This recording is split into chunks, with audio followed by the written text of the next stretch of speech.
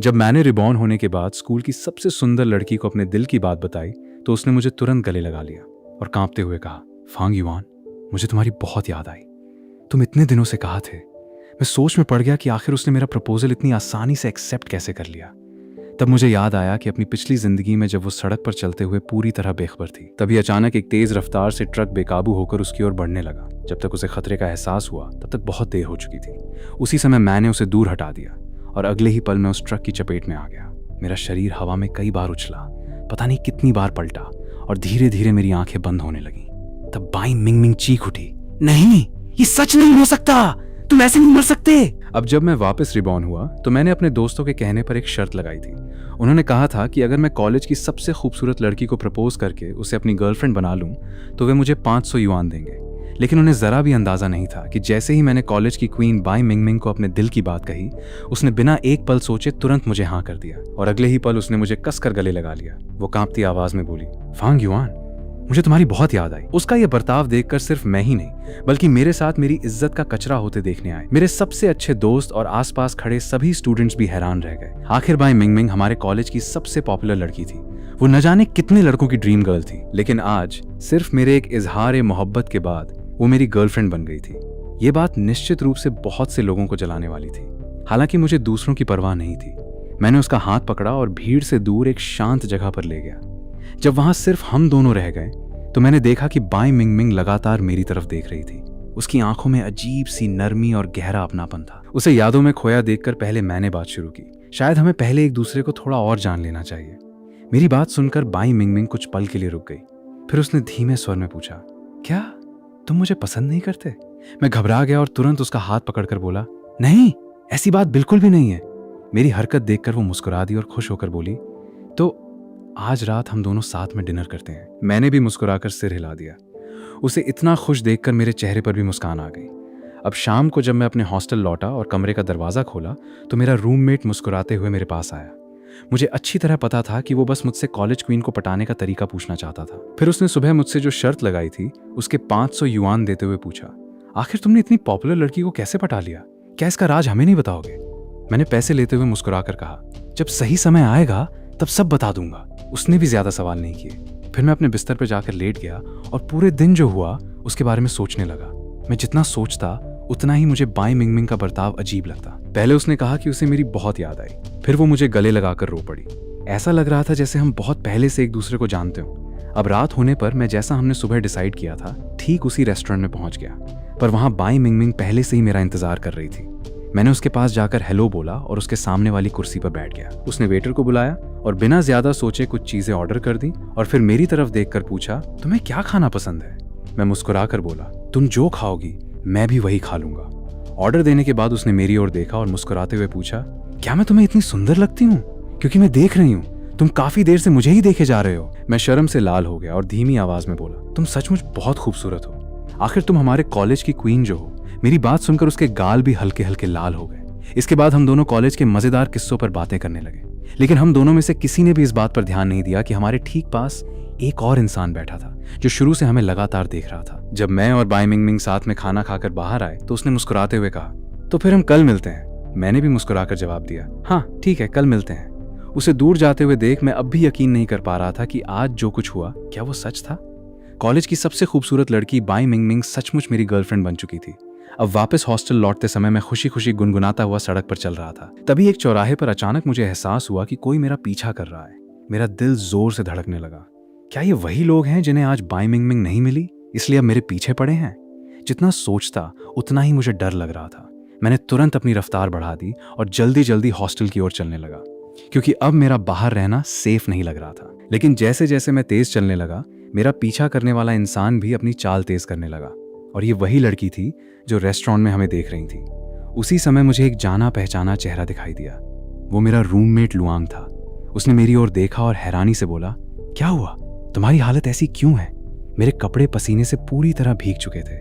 मैंने उसे रास्ते में हुई पूरी बात बता दी। सब सुनने के बाद उसने लंबी सांस लेते हुए कहा, लगता है आज जो हुआ है उससे तुम काफी फेमस हो गए हो। मैंने बेबस होकर कहा, सच में यार, ज्यादा फेमस होने की भी अपनी प्रॉब्लम्स होती हैं।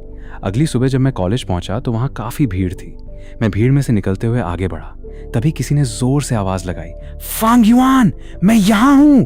मैंने आवाज की ओर देखा, वो बाई मिंगमिंग थी। मैं तेजी से उसके पास गया। आसपास मौजूद सभी स्टूडेंट्स हमारी तरफ देखने लगे।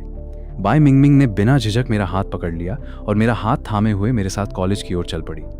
हम दोनों के सब्जेक्ट्स अलग अलग थे, इसलिए हमारी क्लास भी अलग थी। जब मैं अपनी क्लास में पहुंचा तो गुलाबी बालों वाली एक लड़की मेरे सामने आकर खड़ी हो गई। उसका नाम लिन रुई था। वो मेरी क्लास की सबसे सुंदर लड़की थी। पहले हमारा रिश्ता काफी अच्छा था और प्रोजेक्ट ग्रुप में भी हमारी आपस में खूब बनती थी। लेकिन इस समय उसने गंभीर आवाज में कहा, फांग युआन, तुम्हें यह सब अजीब नहीं लगता? तुम और बाई मिंगमिंग अब तक सिर्फ 2 बार ही मिले हो। पहली बार जब तुमने उसे प्रपोज किया था, उसने तुम्हें साफ मना कर दिया था, लेकिन दूसरी बार उसने इतनी आसानी से तुम्हारा प्रपोजल कैसे एक्सेप्ट कर लिया? उसकी बात सुनकर मैं एकदम चुप हो गया। मैंने तो कभी इस बारे में सोचा ही नहीं था। लिन रुई सही कह रही थी। पहली बार मैंने सिर्फ इसलिए बाई मिंगमिंग को प्रपोज किया था क्योंकि वो बहुत खूबसूरत थी। मुझे लगा था कि कॉलेज आ गया हूँ, इसलिए कम से कम अपनी जिंदगी में एक बार अपने दिल की बात कह दूं, ताकि बाद में कोई पछतावा न रहे। मुझे आज भी याद है, जब मैंने पहली बार उससे अपने प्यार का इजहार किया था, तब उसने मेरी तरफ देखा तक नहीं था और सीधे मुड़कर चली गई थी। उस दिन मुझे बहुत बड़ा झटका लगा था। अगर दूसरी बार मेरे रूममेट ने शर्त न लगाई होती तो शायद मैं कभी बाई मिंगमिंग का बॉयफ्रेंड भी नहीं बन पाता। पूरी क्लास के दौरान मेरा ध्यान पढ़ाई में बिल्कुल नहीं लगा। शायद टीचर ने भी मेरी हालत समझ ली थी। उन्होंने मुझे खड़ा करके एक सवाल का जवाब देने के लिए कहा। मैं जैसे ही खड़ा हुआ, मुझे एहसास हुआ कि मैं तो पूरी क्लास में खोया हुआ था। उस समय पूरी क्लास और टीचर की नजरें बस मुझ पर थीं। तभी मेरे बगल में बैठी लिन रुई खड़ी हो गई और उसने मेरी जगह उस सवाल का सही जवाब दे दिया। क्लास खत्म होने के बाद मैंने उसका धन्यवाद किया। उसने मुस्कुराकर हाथ हिलाया और कहा, कोई बात नहीं। उसी समय बाई मिंगमिंग वहां आ गई। मैंने जैसे ही बाई मिंगमिंग को आते देखा, मैं तुरंत चुप हो गया। लिन रुई मेरी चुप्पी देखकर थोड़ी परेशान हो गई। बाई मिंगमिंग को देखते ही उसके चेहरे की मुस्कान गायब हो गई और अपनी तेज नजरों से उसे घूरने लगी। वो मेरे थोड़ा और करीब आकर खड़ी हो गई। बाई मिंगमिंग ने भौहें सिकोड़ते हुए ठंडे स्वर में पूछा, तुम दोनों इतनी खुशी से क्या बातें कर रहे थे? उसकी नजरें सीधे मुझ पर टिकी थी। मेरे कुछ कहने से पहले ही लिन रुई बोल पड़ी, मिंगमिंग, तुम यहाँ कैसे आ गई? लेकिन बाई मिंगमिंग ने उसे पूरी तरह से इग्नोर कर दिया। उसकी नजरें अब भी मुझ पर टिकी हुई थीं। मैंने भी उसकी आंखों में देखा। उसकी नजरें ऐसी थीं मानो वो अभी किसी को कच्चा खा जाएगी। जब लिन रुई ने देखा कि बाई मिंगमिंग उसे पूरी तरह इग्नोर कर रही है, तो वो गुस्से में उसके सामने आ गई और उससे बहस करने लगी। आसपास के स्टूडेंट ये नज़ारा देखकर इकट्ठा होने लगे। कुछ तो अपना मोबाइल निकालकर तुरंत वीडियो बनाने लग गए। इतने लोगों को अपने आसपास खड़ा देखकर बाई मिंगमिंग ने बेझिझक कहा, फांग युआन मेरा बॉयफ्रेंड है, फिर मैं यहाँ क्यों नहीं आ सकती? उसकी बात सुनते ही आसपास खड़े स्टूडेंट शोर मचाने लगे, जिस वजह से लिन रुई जो कहना चाहती थी वो भी नहीं कह पाई। तभी मैंने कहा, अब यहाँ मिंगमिंग आ गई है तो अब मैं चलता हूँ। लिन रुई, आज मेरी मदद करने के लिए तुम्हारा शुक्रिया। बाई मिंगमिंग ने फिर से मेरा हाथ पकड़ लिया और मुझे अपने साथ बाहर ले गई। पीछे सिर्फ लिन रुई अकेली खड़ी रह गई। कैंटीन की ओर जाते हुए मैंने बाई मिंगमिंग को अपने और लिन रुई के रिश्ते के बारे में समझाया, लेकिन उसे जरा भी फर्क नहीं पड़ा। उसने अपनी उंगली मेरे होंठों पर रखी और गंभीर स्वर में कहा, तुम सिर्फ मेरे हो और इस जन्म में तुम सिर्फ मेरे ही रहोगे। अगर ये बात पहले हुई होती तो शायद मैं बहुत खुश हो जाता, लेकिन अब मुझे क्लास में लिन रुई ने जो कहा था वो बातें याद आ रही थीं। मेरे मन में काफी सारे सवाल उठने लगे। ये अचानक इतनी कैसे बदल गई? पहले तो ये मुझे पूरी तरह इग्नोर कर देती थी। मुझे ऐसा लग रहा है कि मेरे प्रपोज करने के बाद से ही बाई मिंगमिंग पूरी तरह बदल गई है। मैं उससे ये बात पूछना ही चाहता था कि उसने मेरा हाथ पकड़ लिया और मुझे खींचते हुए कैंटीन की ओर दौड़ पड़ी। कैंटीन पहुंचकर उसने अपना गोल्डन कार्ड निकाला और मुझसे पूछा, बताओ तुम क्या खाना चाहोगे? आज मैं तुम्हें ट्रीट दूंगी। मैं अब भी अपनी उलझन में खोया हुआ था। मैंने बस यूं ही कुछ चीजों की ओर इशारा कर दिया। जब हम दोनों मेज पर बैठ गए तो मैंने बिना देर किए पूछ लिया, मिंगमिंग, क्या तुम मुझसे कोई बात छिपा रही हो? वो पहले तो एक पल के लिए थोड़ी हैरान हो गई, फिर उसके चेहरे पर वही गर्म जोशी भरी मुस्कान लौट आई। उसने मुस्कुराकर कहा, नहीं तो फांग युआन, तुमसे ऐसा किसने कहा? उसके चेहरे पर जरा भी घबराहट या झिझक नहीं थी। धीरे धीरे मैंने भी अपना शक छोड़ दिया और उसकी बातों पर विश्वास कर लिया। क्या ये सब कुछ मेरा और लिन रुई का बस एक वहम था? मैंने झेंपते हुए सिर खुजलाया और कहा, कुछ नहीं, बस सब कुछ थोड़ा अजीब सा लग रहा है। बाई मिंगमिंग मुस्कुरा दी। लेकिन जब हम दोनों खाना खा रहे थे, कैंटीन के एक कोने में बैठी लिन रुई हमें घूर रही थी। उसका चेहरा गुस्से से भरा हुआ था। उसने दांत भींचते हुए कहा, बाई मिंगमिंग, देखते हैं तुम कब तक ये नाटक करने वाली हो। अब मैं जैसे ही हॉस्टल लौटा, जी लुआंग मुस्कुराते हुए बोला, फांग भाई, तूने तो कमाल कर दिया। देख, तू फिर से हमारे कॉलेज के कैंपस वॉल पे ट्रेंड कर रहा है। बहुत से लोग कह रहे हैं कि तू अमीर गर्लफ्रेंड के पैसों पे जी रहा है। फांग युआन, तुझे पता भी है कि बाई मिंगमिंग के पास जो काले रंग का गोल्डन कार्ड है उसमें कितने पैसे हैं? पूरे 10 लाख युआन। अब तो तू सचमुच अमीर गर्लफ्रेंड के पैसों पर ऐश कर रहा है। मैं ये सुनकर पूरी तरह दंग रह गया। मुझे सच में नहीं पता था कि उस कार्ड में इतने पैसे हैं। आखिर बाई मिंगमिंग की असली पहचान क्या है? वो मुझे अब और भी ज्यादा मिस्टीरियस लगने लगी है। इतना खूबसूरत चेहरा, लेकिन उसके पीछे न जाने कितने ऐसे राज छिपे थे जिनके बारे में मुझे कुछ भी पता नहीं था। मैं अपनी पढ़ाई की मेज के पास जाकर बैठ गया। उधर जिलुआंग अब भी लगातार बोलता जा रहा था। जितना मैं उसकी बातें सुन रहा था उतनी ही बेचैनी मेरे मन में बढ़ती जा रही थी। पहले तो कोई मेरा पीछा कर रहा था, फिर वो गोल्डन ब्लैक कार्ड। मैं घबरा कर जिलुआंग की तरफ देखने लगा और बोला, कहीं वो मुझे पाकिस्तान बेचने का तो नहीं सोच रही? मेरी बात सुनते ही जी लुआंग जोर से हंस पड़ा। अरे ऐसा कैसे हो सकता है भाई? लगता है तूने बहुत ज्यादा फिल्में देख ली हैं, इसलिए ऐसी अजीब बातें कर रहा है। सीधी सी बात है, कोई अमीर घर की खूबसूरत लड़की तुझसे प्यार कर बैठी है। उसी समय मेरे फोन पर एक कॉल आया। जब मैंने देखा तो कॉल लिन रुई ने की थी। मैंने राहत की सांस ली और खुद को थोड़ा संभाला और कॉल रिसीव कर ली। फोन उठाते ही लिन रुई ने घबराई हुई आवाज में पूछा, फांग युआन, क्या तुम ठीक हो? बाई मिंगमिंग ने तुम्हारे साथ कुछ किया तो नहीं? अगर उसने तुम्हें परेशान किया है तो मैं उसे कभी माफ नहीं करूंगी।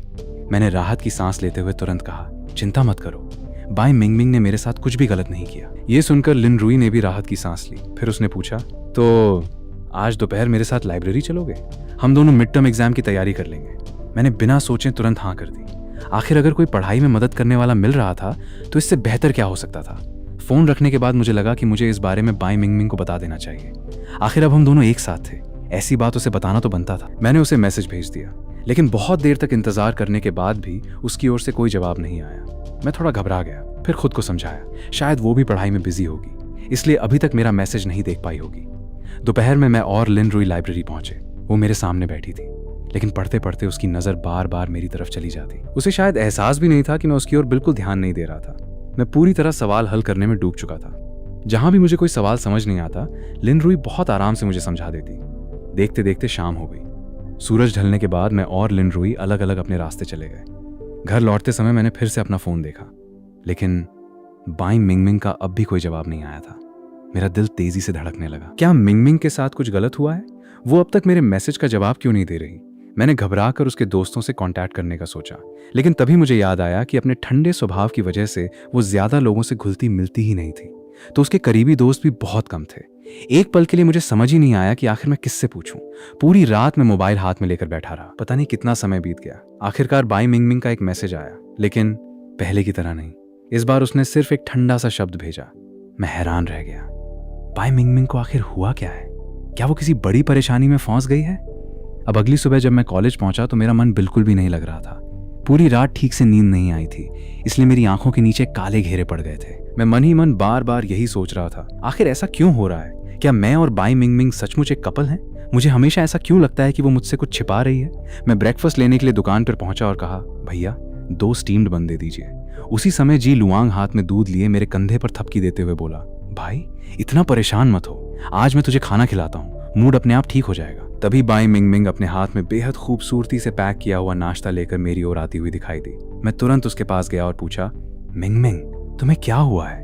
मुझे लग रहा है कि तुम इन दिनों कुछ बदली बदली सी लग रही हो। अगर कोई बात है तो क्या तुम मुझे बता सकती हो? बाई मिंगमिंग ने हैरानी से मेरी ओर देखा और बोली, फांग युआन मैं बिल्कुल ठीक हूँ, बस घर पे कुछ काम था इसलिए थोड़ी बिजी थी। उसकी साफ और शांत आंखों को देखकर मैंने आगे कुछ नहीं पूछा।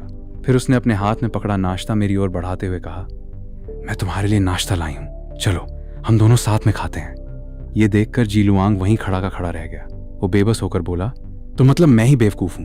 मेरी दोस्ती की तो कद्र ही नहीं रही। मैं और बाई मिंगमिंग साथ साथ सड़क पर चलने लगे। शायद उसने मेरे चेहरे की उदासी देख ली थी। अचानक उसने मुझे गले लगा लिया और धीरे से बोली, सॉरी फांग युआन, मेरा इरादा तुम्हारे मैसेज को इग्नोर करने का नहीं था। असल में घर पर कुछ प्रॉब्लम्स चल रही हैं। मैं अचानक वहीं रुक गया और मैंने बाई मिंगमिंग की आंखों में देखते हुए पूछा, बाई मिंगमिंग क्या हम दोनों सचमुच एक कपल हैं? उसने बिना झिझक जवाब दिया, हाँ फांग युआन, हम दोनों बिल्कुल एक कपल हैं। मैंने फिर कहा, अगर हम एक कपल हैं तो क्या हमें हर बात एक दूसरे से ईमानदारी से नहीं कहनी चाहिए? चाहे कैसी भी समस्या हो, हमें उसका सामना साथ मिलकर करना चाहिए, है ना? मेरी बातें सुनकर बाई मिंगमिंग वहीं चुप खड़ी रह गई। कुछ पल बाद उसने धीरे धीरे कहा, फांग युआन, मेरी फैमिली प्रॉब्लम्स काफी कॉम्प्लिकेटेड है। मैं नहीं चाहती कि तुम इस सब में फंसो, और मैं तो बिल्कुल भी नहीं चाहती कि तुम्हें मेरी वजह से कोई नुकसान पहुंचे। इतना कहते ही उसकी आंखों से आंसू बहने लगे। उसे रोते हुए देखकर मेरा दिल पिघल गया। अब मुझे समझ आ गया था कि वो मुझसे बातें इसलिए छिपा रही थी क्योंकि वो मुझे किसी मुसीबत में नहीं डालना चाहती थी। मैंने तुरंत उसे अपनी बाहों में भर लिया और धीरे से कहा, मिंग मिंग, मुझे माफ कर दो, मैंने तुम्हें गलत समझ लिया था। तुम चिंता मत करो, अगर कोई भी तुम्हें परेशान करेगा, चाहे वो तुम्हारे अपने परिवार का ही क्यों ना हो, मैं उसे कभी नहीं छोड़ूंगा। बाई मिंग मिंग ने अपने आंसू पोंछे। वो मेरे सीने से लग गई, लेकिन उसके चेहरे पर अब भी चिंता साफ दिखाई दे रही थी। उसी समय हमें एक बंदा दिखाया जाता है। वो कहता है, बाई मिंग मिंग, आखिर क्यों? तुम पैदा होते ही सारी प्रॉपर्टी की मालकिन कैसे बन गई? और तुमने मेरी मोम को भी जेल भिजवा दिया। ये सारी प्रॉपर्टी सिर्फ मेरी है, तुम्हें इस पर कोई अधिकार नहीं है। मैं अपना सब कुछ तुमसे वापस लेकर रहूंगा। अब अगले दिन मैं बैग पीठ पर टांगे कॉलेज की ओर जा रहा था। अभी मैं अपने पास चल रही बाई मिंग मिंग को बाय बोलने ही वाला था कि अचानक मेरी नजर उसकी कलाई पर पड़ी। उसकी कलाई पर हल्का सा नीला निशान था। मैं तुरंत उसके पास गया, उसकी कलाई पकड़ ली और घबरा कर पूछा, तुम्हारी कलाई को क्या हुआ? गलती मेरी है, मैं अभी तक तुम्हारे हाथ पर लगी चोट देख ही नहीं पाया। बाई मिंग मिंग का चेहरा हल्का सा लाल हो गया। उसने तुरंत अपना हाथ पीछे खींच लिया। उसकी नजरें एक पल के लिए डगमगा गईं। फिर वो मुस्कुराकर बोली, कुछ नहीं हुआ, दर्द भी नहीं है, मैं बस गलती से गिर गई थी। उसी समय लिन रुई वहां आ गई। उसने बाई मिंग मिंग की कलाई पर चोट देखी और ताना मारते हुए कहा, अरे कॉलेज की क्वीन, तुम्हें किसने इस हालत में पहुंचा दिया? देखो, पूरी कलाई पर नीला निशान पड़ गया है। बाई मिंग मिंग ने उसकी बात का कोई जवाब नहीं दिया। उसने मुझे बाय बोला और चुपचाप वहां से चली गई। उसके जाने के बाद मैंने लिन रुई से पूछा, तुम्हें कैसे पता कि ये चोट किसी ने मारी है? लिन रुई ने कंधे उचकाते हुए कहा, बस मेरी सिक्स्थ सेंस यही कहती है। मुझे पूरा यकीन है कि उसने किसी को नाराज कर दिया है। फिर उसने तुरंत बात बदलते हुए कहा, फांग युआन, क्या तुम मेरे साथ कंप्यूटर प्रोग्रामिंग कंपटीशन में हिस्सा लेना चाहोगे? इसमें कुछ पैसे भी मिलने वाले हैं। अगर तुम चलो तो हम पैसे आपस में बांट लेंगे। मैंने खुशी खुशी उसकी बात मान ली। आखिर मैं और लिन रुई दोनों ही मिडिल क्लास फैमिली से थे। अगर कंपटीशन में इनाम मिल गया तो वो हमारे लिए अच्छी खासी एक्स्ट्रा इनकम होगी। अब अगले दिन मैं क्लास के बाहर हॉल में खड़ा था। मेरे हाथ में प्रोग्रामिंग कंपटीशन का फोरम था, लेकिन मेरा मन अब भी कल की बातों में उलझा हुआ था। बार बार मेरे सामने वही सीन आ रहा था जब बाई मिंग मिंग घबराई हुई वहां से चली गई थी। हालांकि उसने पहले ही मुझसे कहा था कि वो नहीं चाहती कि उसके परिवार की वजह से मुझे कोई नुकसान पहुंचे, लेकिन मैं मन ही मन सोच रहा था, क्या मैं सच में एक अच्छा बॉयफ्रेंड हूं? उसी समय लिन रुई खुशी से मेरे पास आई और बोली, फांग युआन, हम सचमुच प्रोग्रामिंग कंपटीशन में हिस्सा लेने वाले हैं, तुम चिंता मत करना। अगर हम जीत गए तो मैं अपना वादा नहीं तोड़ूंगी। इनाम के पैसे हम दोनों आधा आधा बांट लेंगे। मैंने बस सिर हिलाकर हामी भर दी, लेकिन मेरा ध्यान कहीं और ही था। लिन रुई ने मेरी हालत देखकर सब समझ लिया। उसने सिर्फ इतना कहा, आज दोपहर में मेरे साथ लाइब्रेरी चलना, देर मत करना। मैंने चुपचाप हामी भर दी। लिन रुई के जाने के बाद उसने मन ही मन सोचा, फांग युआन, क्या तुम्हें सच में बाई मिंग मिंग से इतना प्यार है? क्या मैं तुम्हें थोड़ी सी भी अट्रैक्टिव नहीं लगती? क्या इस जन्म का अंत भी पिछले जन्म जैसा ही होने वाला है? उधर मैं अनजाने में आगे बढ़ता चला गया। मैंने दूर क्लास की ओर देखा और मन ही मन कहा, बाई मिंग मिंग, आखिर तुम मुझसे कितने राज छिपा रही हो? शायद मुझे और भी ज्यादा स्ट्रांग बनना होगा, इतना स्ट्रांग कि मैं तुम्हें हर हाल में प्रोटेक्ट कर सकूं। अब दोपहर को जब मैं लाइब्रेरी में था तो कांच की खिड़कियों से धूप अंदर आ रही थी और हमारी मेज पर रखे कीबोर्ड पर पड़ रही थी। मैं और लिन रुई खिड़की के पास बैठे तेजी से प्रोग्रामिंग कोड लिख रहे थे, लेकिन जब भी मैं थोड़ा थक जाता, खिड़की के बाहर फैले कॉलेज के नज़ारे को देखने लगता। हर बार मेरी आंखों के सामने बाई मिंग मिंग का बेहद खूबसूरत चेहरा उभर आता। मेरे मन में बार बार वही दिन घूमने लगता जब उसके चेहरे पर बेबसी और जिद दोनों एक साथ दिखाई दे रही थी। लिन रुई ने मेरे हाथ पर हल्के से थपकी दी और चिंता भरे स्वर में पूछा, फांग युआन, क्या तुम अब भी बाई मिंग मिंग के बारे में ही सोच रहे हो? मैंने घबराकर तुरंत सिर हिला दिया, लेकिन मेरे चेहरे की बेचैनी छिप नहीं सकी। ध्यान भटकने की वजह से मैंने लगातार कई जगह गलत कोड टाइप कर दिया था। ये देखकर लिन रुई ने बेबस होकर सिर हिलाया और कहा, आज के लिए बस इतना काफी है। अगर अब भी पढ़ाई जारी रखी तो शायद कोई फायदा नहीं होगा। मैंने उसकी बात मान ली। फिर उसे बाय बोलकर मैं वापस हॉस्टल आ गया। कमरे में पहुंचते ही मैंने कंप्यूटर खोला और बाई मिंग मिंग के बारे में गूगल पे सारी जानकारी खोजनी शुरू कर दी। काफी देर तलाशने के बाद मुझे एक छोटे से ऑनलाइन फोरम पर एक जानकारी मिली। वहां लिखा था कि बाई मिंग मिंग का एक छोटा भाई भी है, उसका नाम बाई चुशेंगे है। तब मेरे मन में एक सवाल उठा, क्या बाई मिंग मिंग की कलाई पर जो चोट थी वो बाई चुशेंगे ने पहुंचाई होगी? अगर सच में वही था तो उसे ऐसा करने से क्या फायदा मिलता? आखिर वे दोनों तो सगे भाई बहन हैं। मेरे मन में एक के बाद एक सवाल उठते जा रहे थे। आखिर इस पूरे मामले में कितने राज छिपे हुए हैं? मैंने अपनी मुट्ठियां कस लीं और मन ही मन कहा, बाई मिंग मिंग, एक दिन मैं तुम्हारे सारे राज जरूर पता कर लूंगा और मैं हर हाल में तुम्हें प्रोटेक्ट करूंगा। अगले दिन क्लास खत्म होते ही मैं जल्दी जल्दी बाहर निकल पड़ा। मैं बाई मिंग मिंग से पूछना चाहता था कि क्या उसका कोई छोटा भाई भी है। कॉलेज हॉल के एक मोड़ पर मेरी मुलाकात उससे हो गई। मुझे देखकर वो थोड़ा हैरान हुई और बोली, फांग युआन, तुम यहाँ कैसे? क्या तुम मुझे ढूंढने आए थे? मैं भी अभी तुम्हें ही ढूंढ रही थी। ये सुनकर मैं खुश हो गया और तुरंत पूछा, मिंग मिंग, तुम मुझे क्यों ढूंढ रही थी? उसने धीरे से कहा, मैं 2 हफ्तों की छुट्टी लेने वाली हूँ। घर की कुछ प्रॉब्लम्स को हैंडल करना है, तुम चिंता मत करना। मैं हर रात तुम्हें मैसेज करके अपनी खबर देती रहूंगी। मैंने तुरंत पूछा, क्या ये तुम्हारे भाई भाई चुशेंगी की वजह से है? मेरी बात सुनते ही बाई मिंगमिंग एक पल के लिए दंग रह गई। उसे बिल्कुल उम्मीद नहीं थी कि मुझे उसके भाई का नाम पता होगा।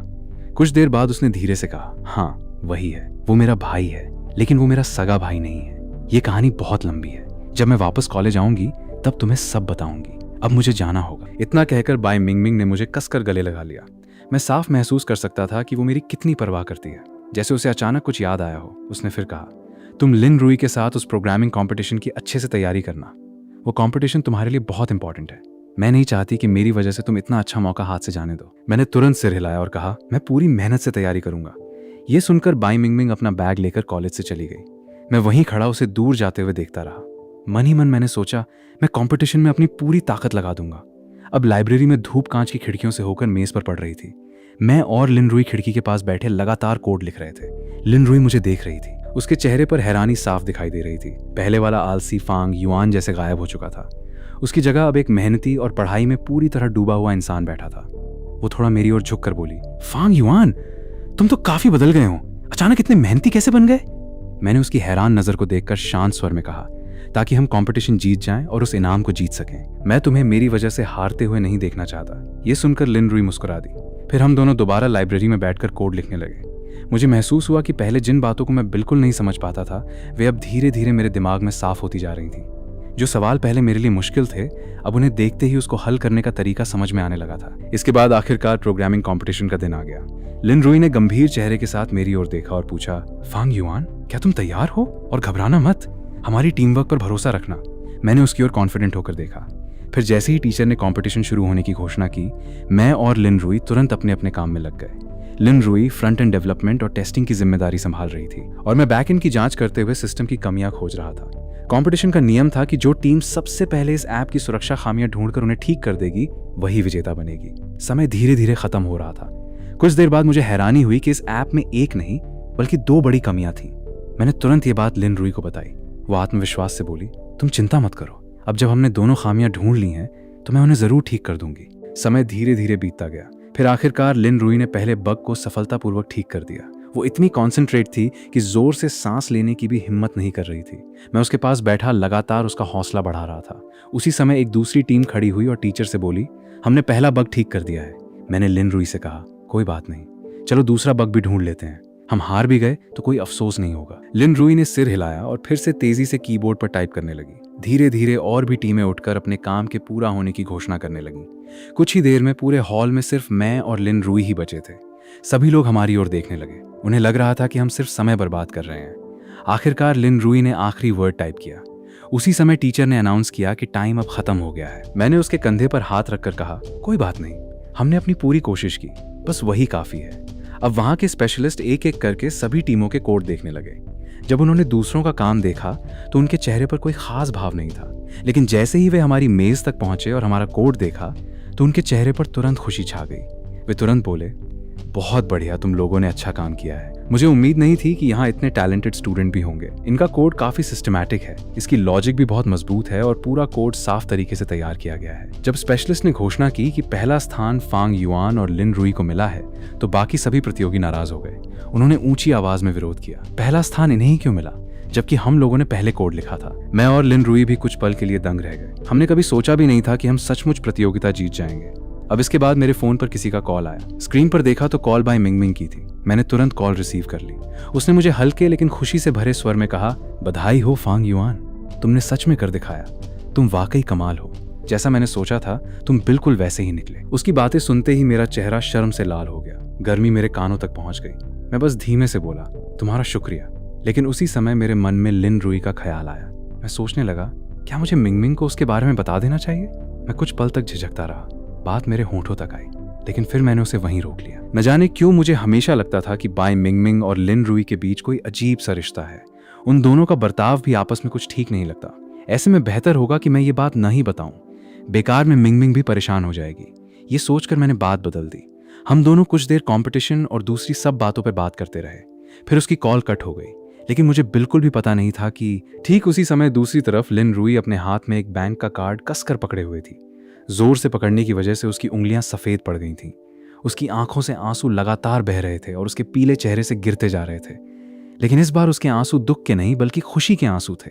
दरअसल बाई मिंगमिंग ने लिन रुई के पापा के इलाज के लिए उसे कुछ पैसे दिए थे, इसलिए वो काफी ज्यादा खुश थी। अगले दिन वो कांपती हुई आवाज में बोली, मिंगमिंग, तुम्हारा बहुत बहुत धन्यवाद। सच में अगर तुम ना होती तो मुझे समझ नहीं आता कि मैं क्या करती। फिर उसने धीरे से पूछा, क्या तुम सच में फांग युआन को पसंद करती हो?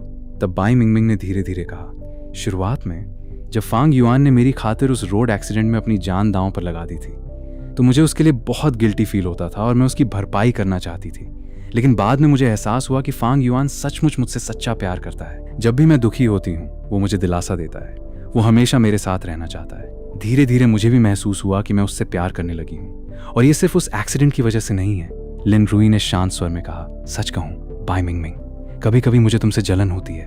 तुम्हें फांग युआन का पूरा प्यार मिला है और मैं चाहे कितनी भी कोशिश कर लूं उसे नहीं पा सकती। मैं सिर्फ चुपचाप उसके पास रहकर उसे प्रोटेक्ट कर सकती हूँ। इतना कहते ही लिन रुई जोर जोर से रोने लगी। बाई मिंगमिंग ये देखकर दंग रह गई। उसने कभी सोचा भी नहीं था कि लिन रुई ने लगातार 2 जन्मों तक फांग युआन को प्रोटेक्ट किया था, पूरे 2 जन्म। ये एहसास ही बता रहा था कि वो उससे कितनी शिद्दत से प्यार करती थी। बाई मिंगमिंग कुछ कहना चाहती थी, लेकिन शब्द उसके होंठों तक आकर रुक गए। तभी लिन रुई ने आगे कहा, अगर तुम सच में फांग युआन से प्यार करती हो तो अपने मन की सारी बातें उसे बता दो, क्या पता वो तुम्हारी मदद कर सके। जब बाई मिंगमिंग चुप रही तो लिन रुई आगे बढ़ी और उसे गले लगा लिया। फिर उसने धीरे से कहा, कोई बात नहीं, अगर तुम अभी नहीं बताना चाहती तो मत बताओ, लेकिन अगर कभी कोई परेशानी हो तो हमसे जरूर कहना। अब से मैं तुम्हारी दोस्त हूँ। अब अगले दिन बाई मिंगमिंग ने मुझे सारी बात बता दी। उसकी आंखें लाल हो चुकी थीं। उसे उस हालत में देखकर मेरा दिल भर आया। तभी लिन रुई ने गंभीर आवाज में कहा, फांग युआन, इस पूरी घटना का असली दोषी बाई चुशेंगे हैं।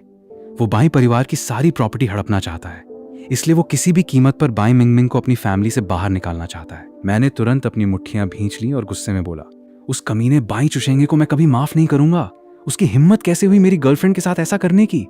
उसी समय बाई मिंगमिंग रोते हुए गले से बोली, मुझे माफ कर दो, मैंने हमेशा तुमसे ये सब छिपाया। मैं बस तुम्हें खोने से बहुत डरती थी।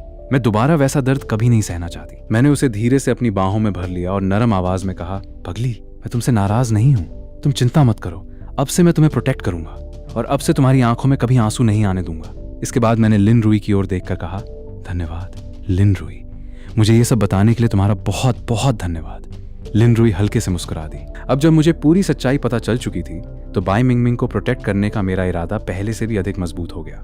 मैंने बाई चुशेंगे की हर एक्टिविटी पर नजर रखना शुरू कर दिया। मुझे पूरा यकीन था कि वो इतनी आसानी से हार मानने वाला नहीं है। वो जरूर फिर से बाई मिंगमिंग को नुकसान पहुंचाने की कोशिश करेगा। उस दिन दोपहर को स्कूल की छुट्टी के बाद मैं जानबूझकर बाई परिवार की हवेली के पास से गुजरा। दूर से मैंने देखा कि बाई चुशेंगे एक अनजान आदमी से बात कर रहा था। दोनों की आवाज धीमी थी, मानो किसी खुफिया बात पर चर्चा कर रहे हो। मैंने चुपचाप अपना मोबाइल निकाला और उनकी बातचीत रिकॉर्ड करने लगा। ध्यान से सुनने पर मुझे इतना समझ आया कि वे लोग फिर से बाई मिंगमिंग पर हमला करने और उसकी सारी प्रॉपर्टी अपने नाम करने की योजना बना रहे थे। ये सुनते ही मेरा दिल जोर से कांप उठा। अब इसके बाद मैंने जो वीडियो रिकॉर्ड किया था उसे तुरंत अपने फोन में सेव कर लिया। मन ही मन मैंने कसम खाई, मैं बाई चुशेंग को इसकी कीमत चुकाने पर मजबूर कर दूंगा। मैं उसे किसी भी हालत में बाई मिंगमिंग को फिर से नुकसान नहीं पहुंचाने दूंगा।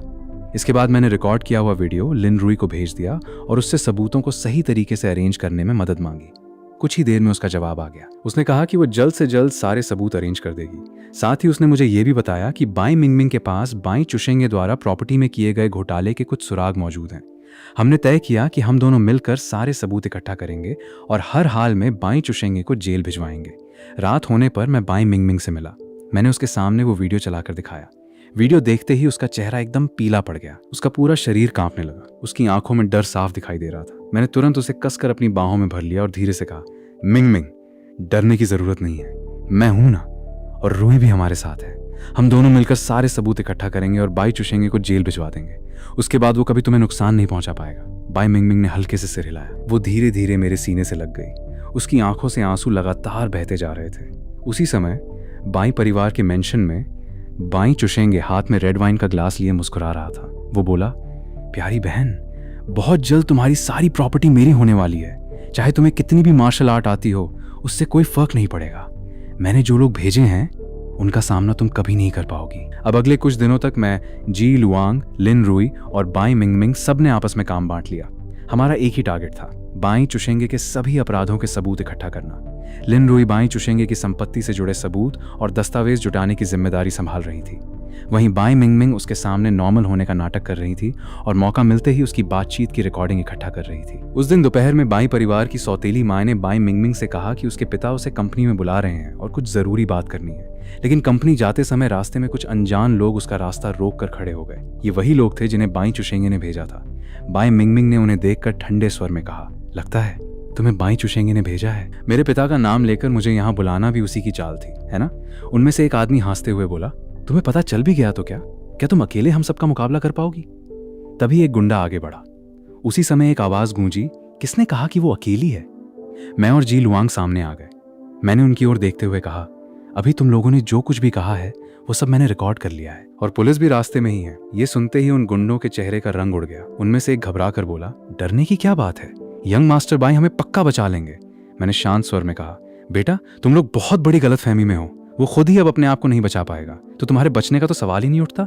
ये सुनकर सभी गुंडे हैरान हो गए। उनमें से एक ने पूछा, तुम्हें हमारी योजना के बारे में कैसे पता चला?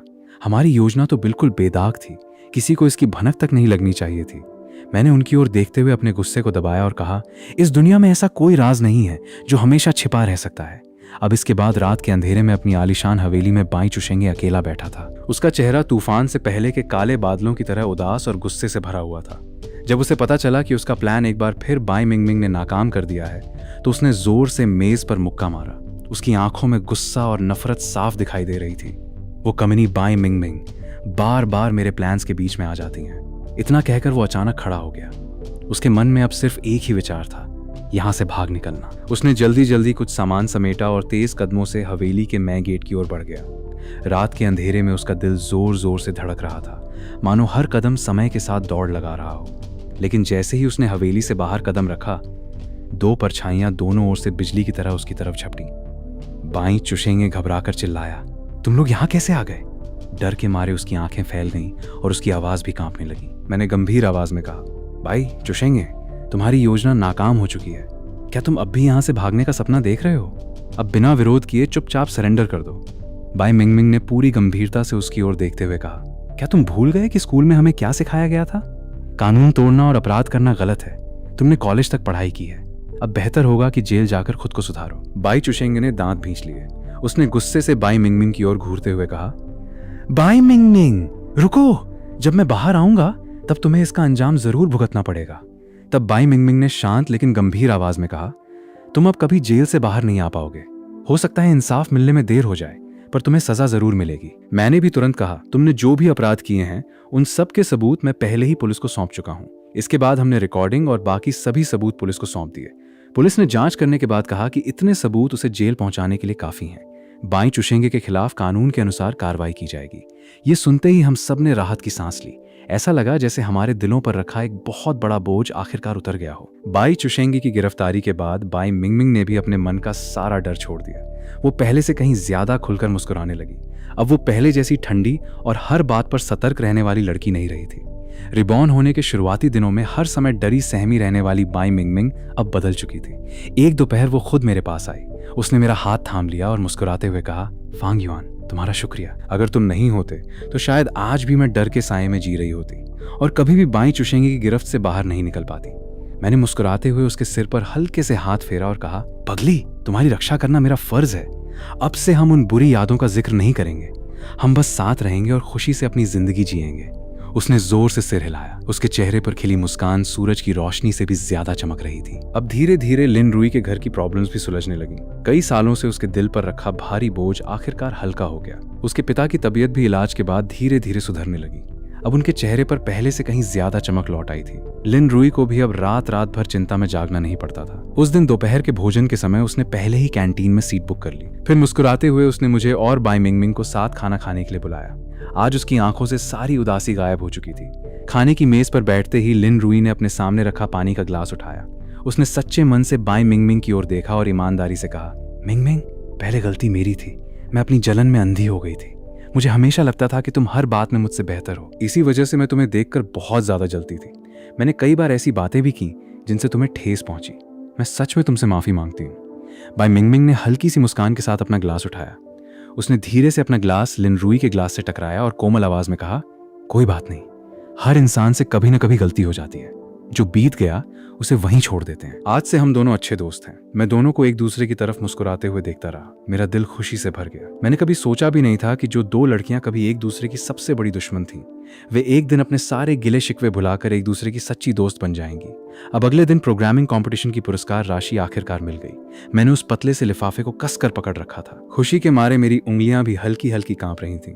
मैं तेज कदमों से बाई मिंगमिंग के पास गया। मेरे चेहरे पर काफी खुशी थी। मैंने धीरे से वो लिफाफा उसकी ओर बढ़ाते हुए कहा, मिंगमिंग, ये हमारी इस प्रतियोगिता की पुरस्कार राशि है। हो सकता है इसकी रकम ज्यादा ना हो और ये तुम्हारी मेहनत के सामने कुछ भी ना हो, लेकिन ये मेरी तरफ से एक छोटा सा गिफ्ट है, इसलिए तुम इसे रख लो। चाहो तो अपने लिए कोई पसंद की चीज खरीद लेना या फिर घर के किसी काम में खर्च कर लेना। बस तुम हमेशा खुद को इतना मत फोर्स किया करो। बाई मिंगमिंग ने मेरी ओर देखा। उसकी साफ आंखें भावुक हो उठी। आंखों के किनारे हल्के से लाल हो गए, लेकिन उसने मुस्कुराते हुए धीरे से वो लिफाफा वापस मेरी ओर बढ़ा दिया और नरम लेकिन शांत आवाज में बोली, नहीं फांग युआन, ये इनाम तुम और लिन रुई ने कई रातों की मेहनत और साथ मिलकर की गई तैयारी से जीता है। मैंने इसमें कोई मदद नहीं की। ये पैसे तुम ही अपने पास रखो। और वैसे भी मेरे घर की सिचुएशन अब धीरे धीरे ठीक हो रही है। अब तुम्हें मेरी चिंता करने की जरूरत नहीं है। तभी पास खड़ी लिन रुई भी मुस्कुराते हुए हमारे पास आ गई। उसने मेरे कंधे पर हल्की सी थपकी दी और हंस कर बोली, हाँ फांग युआन, तुम ही ये पैसे अपने पास रखो। अपने लिए कुछ अच्छा सा खाना खरीद लेना। अब हम सब ठीक हैं। हमारी जिंदगी में अब कोई बड़ी परेशानी नहीं रही। इससे बड़ी खुशी और क्या हो सकती है। मैंने उन दोनों की खुशी से भरे चेहरे को देखते हुए वो पुरस्कार राशि वापस अपने पास रख ली। लेकिन उसी पल मैंने मन ही मन एक मजबूत इरादा कर लिया। अब मुझे पहले से भी ज्यादा मेहनत करनी होगी। मुझे खुद को लगातार बेहतर बनाना होगा ताकि भविष्य में मैं बाई मिंगमिंग को उससे भी बेहतर जिंदगी दे सकूं और उसके प्यार, उसके विश्वास और उसकी अच्छाई का मान रख सकूं। अब इसके बाद वीकेंड का दिन था। हल्की हल्की धूप पूरे पार्क में फैली हुई थी। ठंडी हवा, पेड़ों और फूलों की खुशबू अपने साथ लिए बह रही थी और सारी थकान जैसे पल भर में मिट गई थी। मैंने खास तौर पर बाई मिंगमिंग को पार्क में घूमने के लिए बुलाया था। हम दोनों कंकड़ों से बने रास्ते पर साथ साथ चल रहे थे। हमारी उंगलियां एक दूसरे की उंगलियों में कसकर उलझी हुई थी और हथेलियों की गर्माहट एक दूसरे तक पहुंच रही थी। रास्ते भर हम हंसते बोलते रहे। छोटी छोटी रोजमर्रा की बातें करते हुए समय कब बीत गया पता ही नहीं चला। कुछ देर बाद बाई मिंगमिंग ने अपने कदम धीमे कर दिए। फिर वो धीरे से मेरे कंधे पर सिर टिकाकर खड़ी हो गई। उसके बाल मेरी गर्दन को हल्के हल्के छू रहे थे। रूंधे हुए गले से उसने धीरे से कहा, फांग युआन, कभी कभी मुझे सचमुच ऐसा लगता है जैसे मैं कोई सपना देख रही हूँ। पिछले जन्म में मैंने तुम्हें खो दिया था, लेकिन इस जन्म में मुझे तुम फिर से मिल गए। मैं बाई चुशेंगे के चंगुल से भी आजाद हो गई और मुझे रुई जैसी सच्ची दोस्त भी मिल गई। सच में बहुत खुश हूँ। मैंने उसकी बात सुनी और वहीं रुक गया।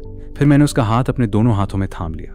अपनी उंगलियों से मैंने उसकी हथेली को प्यार से सहलाया और उसकी आंखों में देखते हुए मुस्कुरा कर कहा, पगली, ये कोई सपना नहीं है, ये सब सच है। अब से मैं हमेशा तुम्हारे साथ रहूंगा। मैं तुम्हारी रक्षा करूंगा, तुम्हें ढेर सारा प्यार दूंगा और तुम्हारी जिंदगी खुशियों से भर दूंगा।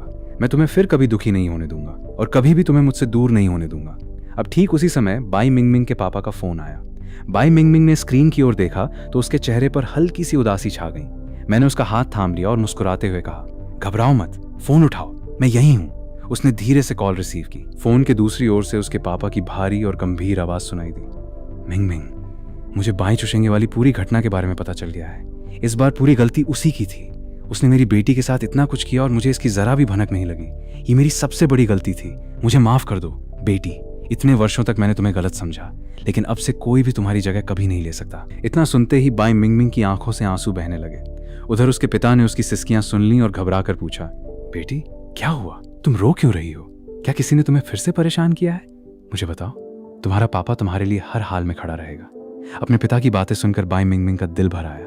उसे बरसों बाद पिता का प्यार महसूस हो रहा था। रूंधे हुए गले से उसने धीरे से कहा, नहीं पापा, किसी ने भी मुझे परेशान नहीं किया। बस आपकी बातें सुनकर बहुत अच्छा लगा, इसलिए थोड़ी भावुक हो गई थी। अब स्कूल लौटने के बाद बाई मिंगमिंग के दिल में वर्षों से जमा हुआ सारा बोझ आखिरकार उतर गया। वो पहले से कहीं ज्यादा खुलकर जीने लगी। अब वो पहले जैसी ठंडी और सबसे दूरी बनाकर रखने वाली लड़की नहीं रही थी। उसने अपने आसपास के स्टूडेंट्स से खुद बात करना शुरू कर दिया। वो उनसे हंसकर मिलती, बातचीत करती और दिल की बातें भी साझा करने लगी। उसके चेहरे पर अब अक्सर एक कोमल और सच्ची मुस्कान रहती थी। उसकी आंखों में झलकती गर्मजोशी और अपनापन पहले से कहीं अधिक अट्रैक्टिव लगने लगा।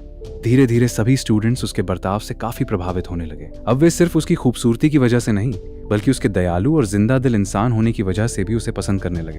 अब दोपहर के ब्रेक टाइम में कॉलेज के हॉल में धूप चमक रही थी। मैंने दूर से देखा कि बाई मिंगमिंग और लिन रुई खिड़की के पास साथ खड़ी हंसते हुए बातें कर रही थी। दोनों की आंखें हंसी से सिकुड़ गई थीं। उनके बीच का माहौल बेहद अपनापन भरा था। लिन रुई ने प्यार से आगे बढ़कर बाई मिंगमिंग के चेहरे पर हवा से बिखरी हुई बालों की एक लट भी धीरे से ठीक कर दी। दोनों को देखकर ऐसा लग रहा था मानो वे सगी बहनों की तरह एक दूसरे का ख्याल रखती हूँ। मैं मुस्कुराते हुए उनके पास पहुंचा। अपने बैग से मैंने सुंदर पैकिंग वाली एक स्ट्रॉबेरी कैंडी निकाली और बाई मिंगमिंग की ओर बढ़ाते हुए कहा, ये लो तुम्हारी पसंदीदा स्ट्रॉबेरी कैंडी। उसकी आंखें खुशी से चमक उठी। उसने मुस्कुराते हुए कैंडी खाई और शरारती अंदाज में मेरी ओर आंख मार दी। ये देखकर लिन रुई तुरंत हंस पड़ी और मजाक करते हुए बोली, अरे वाह, तुम दोनों फिर से सबके सामने खुलकर प्यार जता रहे हो। जरा मेरे जैसे सिंगल इंसान का भी तो ख्याल कर लिया करो। उसकी बात सुनकर हम तीनों एक साथ हंस पड़े। हमारी हल्की फुल्की हंसी पूरे हॉल में गूंज उठी। अब इसके बाद रात के समय कॉलेज का ग्राउंड बेहद खूबसूरत लग रहा था। हल्की हल्की ठंडी हवा, पेड़ों और फूलों की खुशबू अपने साथ लिए बह रही थी। मैं और बाई मिंगमिंग साथ साथ धीमे कदमों से टहल रहे थे। चलते चलते हम धीरे धीरे बात कर रहे थे। पता ही नहीं चला कि कब हम उसी जगह पहुंच गए जहां मैंने पहली बार उससे अपने प्यार का इजहार किया था। बाई मिंगमिंग अचानक रुक गई। उसने मेरी ओर देखा। उसकी आंखों में कोमल मुस्कान तैर रही थी और चेहरे पर अनकही भावनाएं साफ झलक रही थीं। धीरे से उसने कहा, फांग युआन, तुम्हें ये जगह याद है? पिछले जन्म में तुमने इसी जगह पूरे दिल से मुझसे अपने प्यार का इजहार किया था, लेकिन मैंने नासमझी में तुम्हें ठुकरा दिया था। और इस जन्म में मैं उसी जगह खड़ी होकर तुमसे पूरे दिल से कहना चाहती हूँ, मैं तुमसे बहुत बहुत ज्यादा प्यार करती हूँ। तुम्हारा धन्यवाद इस जन्म में सबसे पहले मेरी ओर कदम बढ़ाने के लिए, और हर पल मेरी रक्षा करने, मेरा साथ देने और मुझे संभालने के लिए भी तुम्हारा धन्यवाद। उसकी नम आंखों को देखकर मेरा दिल भर आया। मैं एक कदम आगे बढ़ा और उसे कसकर अपनी बाहों में भर लिया। उसके कान के पास झुककर मैंने धीरे से कहा, मिंग मिंग, मैं भी तुमसे प्यार करता हूँ, चाहे पिछला जन्म हो या ये जन्म। मेरे दिल में हमेशा सिर्फ तुम ही थी और हमेशा तुम ही रहोगी। अब हमारी बाकी पूरी जिंदगी हम हमेशा साथ रहेंगे, कभी एक दूसरे से अलग नहीं होंगे, हमेशा हमेशा के लिए। कोमल चांदनी हम दोनों पर धीरे धीरे बिखर रही थी। वो पल बेहद शांत, सुंदर और सुकून से भरा हुआ था।